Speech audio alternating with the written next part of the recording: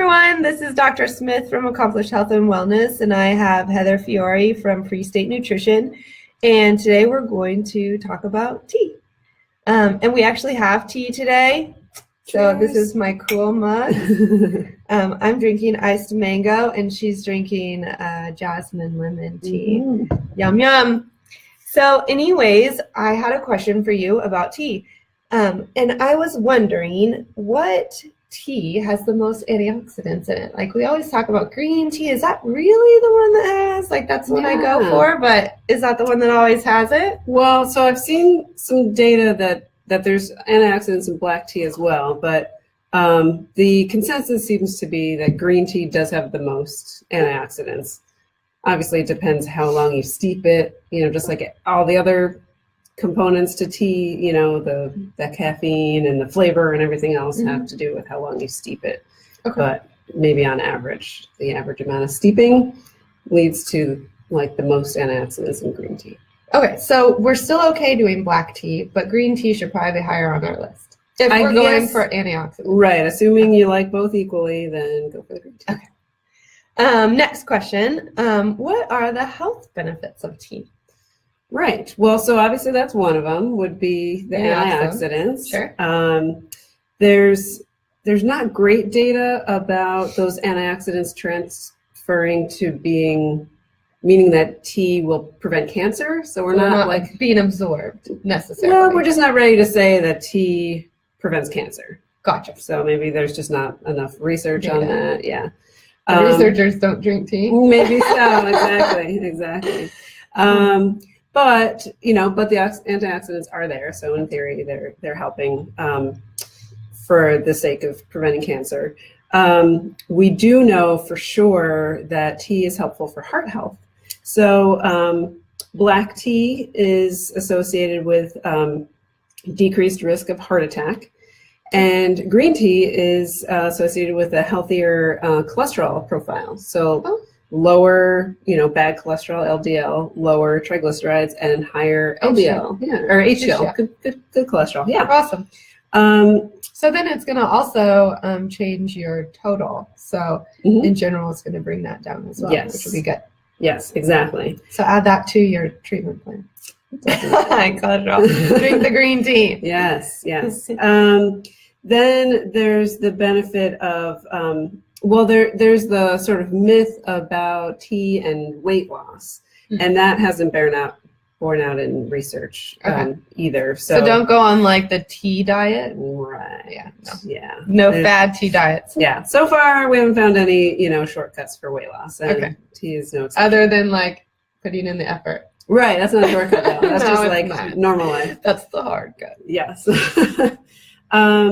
Then there's the relaxation of tea, and a lot of times people might drink like sleepy time or chamomile, either for the sake of like decreasing stress or like literally getting ready for bed and part of their bedtime routine. And so I think that I think there's something to that. Chamomile is also calming to the gut, right?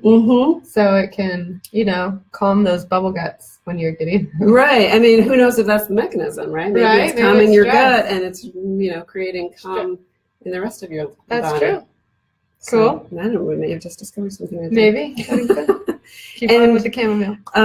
Then there's hydration, and so that kind of leads into a whole discussion in and of itself. But that that was actually my next question. So we know that tea has caffeine, right? And the caffeine is diuretic, which means it's going to make you pee. So can you count tea towards like your daily fluid volume? When you're thinking of like water, how much water we drink and how much we need, can we count tea in that or no? The short answer is yes. Tea definitely counts towards your fluids. So, a lot of people have trouble and get sort of hung up on this like 8 cups of water, and you got to have 8 cups of water, and people are drinking all sorts of other stuff and not thinking that it contributes to their fluids for the day, but it really does. And tea definitely does, even though there's a little caffeine. It doesn't cause so much urination, that it's not contributing to hydration. Because really, even water makes you pee, right? Right? The more water you drink, the more you're going to pee. Yes, exactly. But we So know true. that water is also hydrating. So. Yes. Very cool. So, so we can drink our tea for our daily volume, but we want to make sure, right, that we're not putting a ton of sugar in it, because that we don't want to add to our daily diabetes amount either. So, make sure that you are watching that. But you can have your iced tea in the summer and your warm tea in the winter, and help calm things and everything. So, hopefully, you guys learned something. Did you have anything else to tell us about tea? Well, I was just thinking about the caffeine itself being a potential benefit. Sure. Obviously, a lot of adults are addicted to caffeine. We need it to, get going in the morning and possibly throughout. And the amount in tea is pretty minimal, but sometimes is enough for people to get that effect. It's less than half, on average, of course, depends on how you steep it, right? But on average, less than half the amount in the same volume of coffee. So, so it's really not a lot of caffeine, and pretty safe to drink, multiple cups throughout the day without worrying too much about that caffeine. I would say, just like coffee, by like 3-4 o'clock, you should really think about switching over to decaf or something else, so that it doesn't disturb your sleep. But otherwise, I think caffeine, can be, somewhat beneficial in appropriate amounts. So yeah, cool. Anything else? I think that's everything. There's probably more stuff, but that's all I have. Okay, that's all right. We were trying to keep it under 10 minutes, so we were doing pretty good. If you guys have any questions at all about tea, don't hesitate to ask.